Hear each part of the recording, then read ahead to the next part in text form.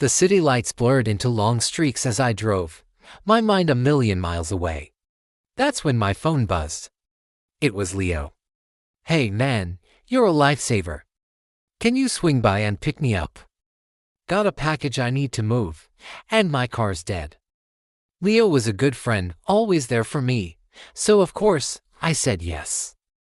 When I pulled up, he was waiting on the curb, a large, heavy-looking trunk next to him. "What's in the box, Leo?" I asked, laughing. "Moving house."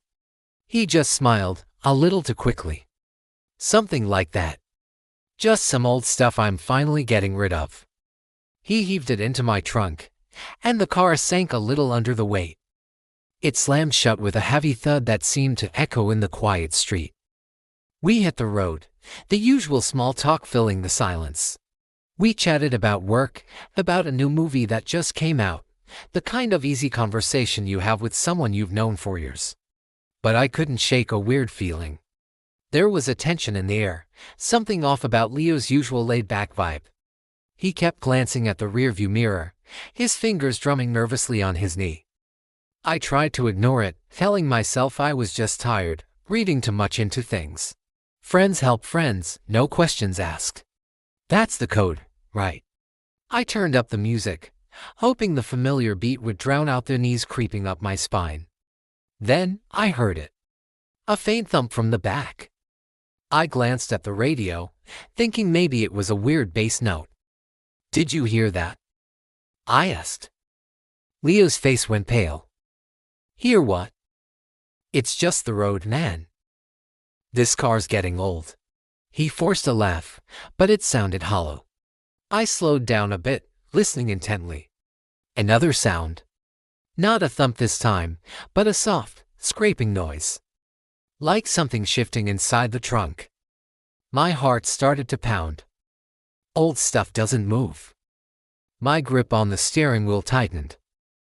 "Leo, what is in the trunk?" My voice was low, barely a whisper. He avoided my eyes, staring straight ahead. "I told you, just some junk. Old clothes, maybe some books." The lie was so obvious, so thin, it was almost insulting. The scraping sound came again, louder this time, more definite. It wasn't junk. The thought, terrifying and undeniable, began to form in my mind. Something was alive in my trunk. My mind raced, every possibility more horrifying than the last. What had Leo gotten me into? I wanted to pull over, to throw open the trunk and face whatever was in there. But fear paralyzed me. Fear of what I'd find, and fear of what it would mean for my friendship with Leo. He was my friend, my brother. I couldn't believe he would put me in this kind of position. I tried to reason with myself. Maybe it was just an animal. Maybe a stray cat had climbed in when he was loading it. But the weight, the size of the trunk, Leo's sheer panic, it didn't add up. The air in the car felt thick, suffocating. Every sound from the back sent a fresh wave of adrenaline through me. I kept driving, my foot pressing on the accelerator as if I could outrun the truth that was locked in my trunk. Suddenly, flashing red and blue lights filled my rearview mirror. My blood ran cold. A police siren wailed behind us. "Pull over to the right," a voice boomed through a loudspeaker. Leo sank in his seat, his face ashen. "Just stay calm," he muttered, his voice trembling. "Let me do the talking." Stay calm. My heart was about to explode. I pulled the car over to the shoulder, the gravel crunching under the tires. The scraping from the trunk stopped. A heavy silence descended, broken only by the pulsing of the siren and the frantic thumping of my own heart. I saw two officers getting out of their car, their movements slow and deliberate. One approached the driver's side, his hand resting on his hip. My hands were shaking so badly I could barely keep them on the wheel. This was it. The moment of truth was here, whether I wanted it or not. The officer tapped on my window.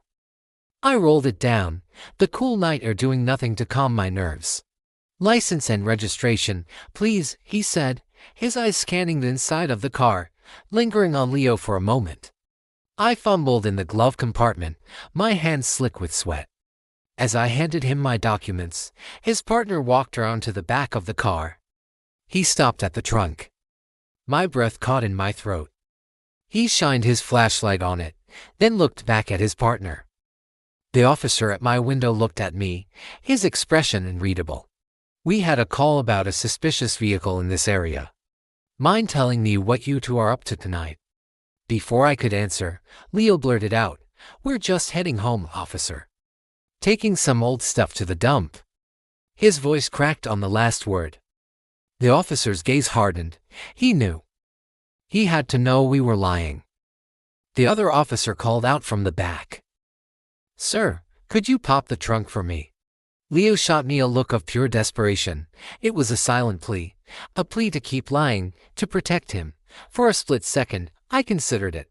I thought about all the years of friendship, all the times he'd had my back, but then I heard it again, a muffled sound from the trunk, a soft cry.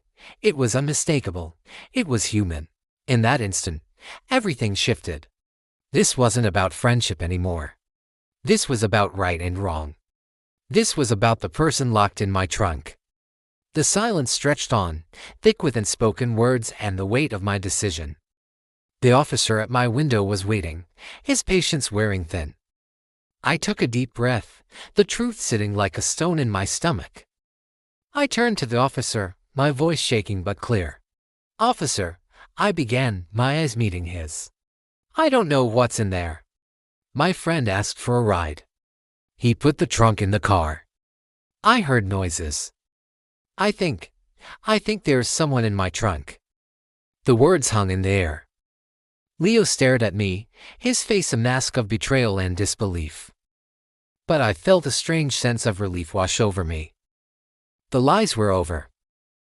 The pretense was gone. The officer nodded slowly, then spoke into his radio. The world seemed to move in slow motion as they opened the trunk. I couldn't bring myself to look, but I heard the gasps. I heard the whispered voices. I had ignored my gut, my instincts, all for a misplaced sense of loyalty. And in doing so, I had almost become an accomplice to something terrible. Ignoring that quiet voice of doubt, the one that tells you something is wrong, never leads anywhere good. It's a lesson I learned the hard way, on the side of a dark road, with the truth finally out in the open. Ignoring doubt only invites consequences. Don't make the same mistake. Thank you for watching. If this story resonated with you, please subscribe to Moral Compass for more real stories with real lessons. Stay safe and always trust your instincts.